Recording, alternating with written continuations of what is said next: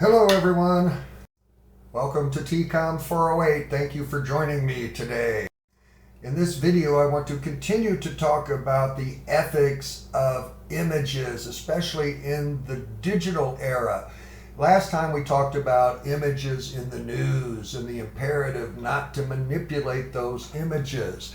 But certainly there are differing standards for art and information related images.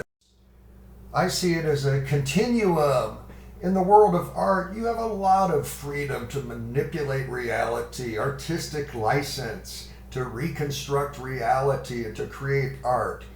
But as we shift to the world of news on the other end of the scale, there's certainly less freedom to manipulate. And in the world of news, there should be no manipulation.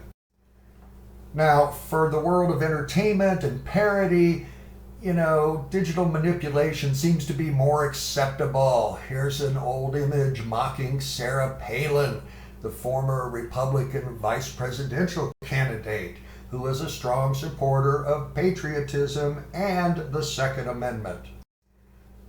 Now, occasionally we'll catch a company, manipulating an image in an ad. And sometimes this happens in a way that draws controversy and attention.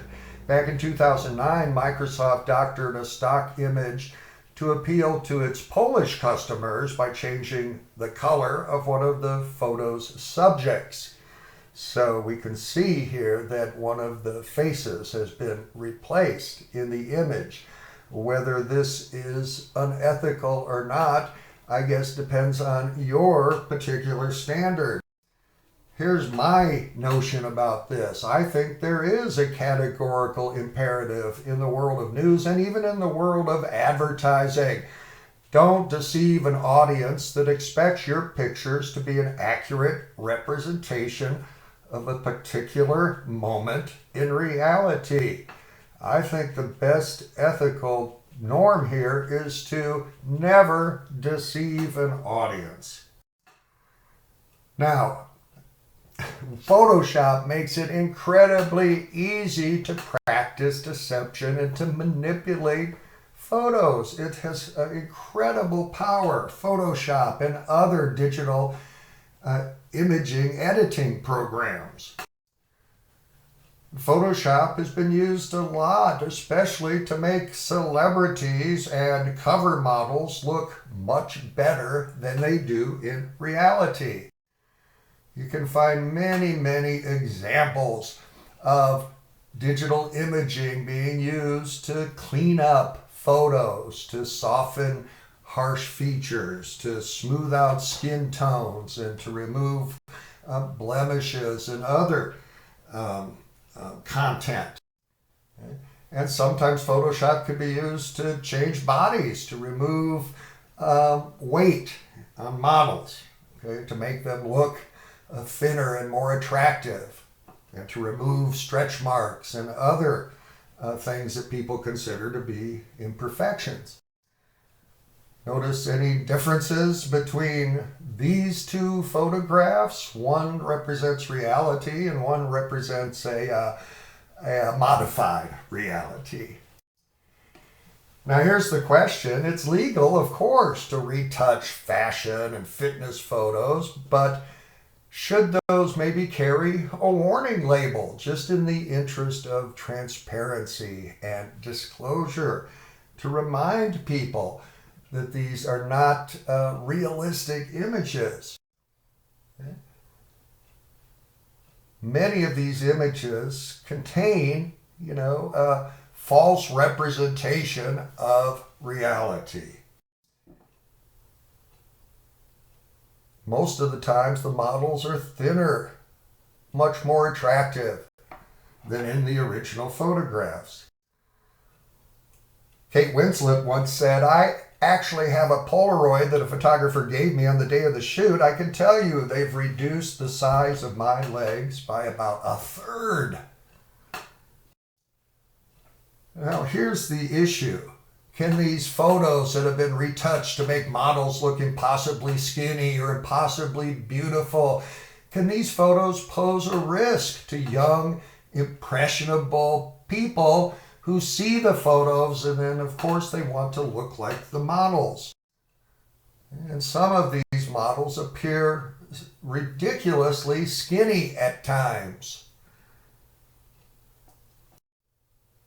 Did you know that back in 2009, the French government officials proposed health warnings on airbrush photos? They wanted to protect women from false images of female beauty.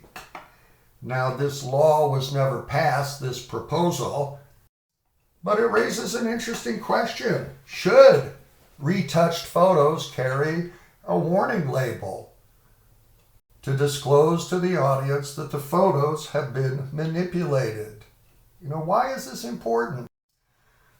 Because we know from many, many studies that self-esteem and media are connected. The media can influence body image, self-awareness, self-acceptance, and self-esteem in a negative way sometimes. What I encourage you to do is say yes to self-acceptance and no to the unhealthy body image that you encounter all the time in the stream of media messages. Now let me raise another concern about manipulation of images. And I need to talk about deep fakes. Deep fakes are all the rage right now, and there's a great deal of fear about deep fakes.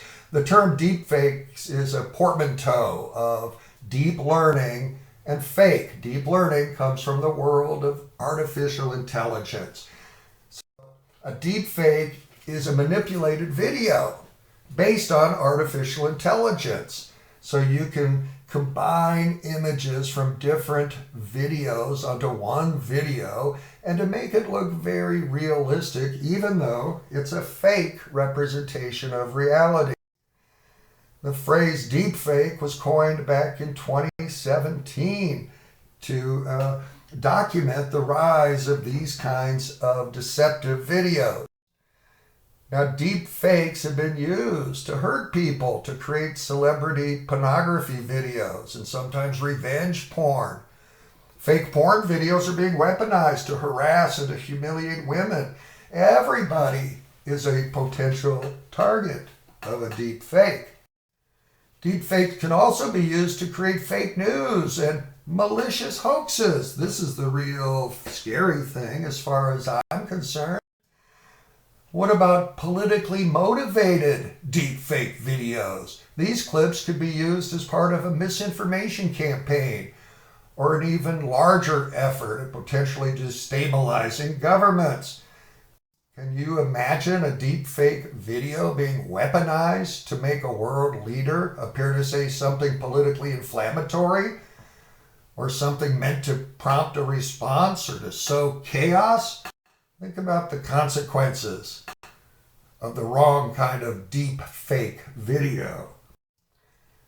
What should be done to prevent deep fakes? This is a very difficult area. There should be some protection for artistic freedom, for parody, but there has to be some kind of line, I think, when there are serious consequences or maybe people get hurt. As the deepfakes evolve, detection software tries to keep up. At this point, the only thing I think that will detect a deepfake is maybe AI, artificial intelligence software. So we'll continue to see how this issue evolves, deepfakes, but it's certainly not going away. All right, that's all I've got for this lecture. A few ideas on the ethics of images and videos. Anyway, we'll continue to talk more about ethics in the next lecture. Continue until then to take care of yourself and each other, and so long for now.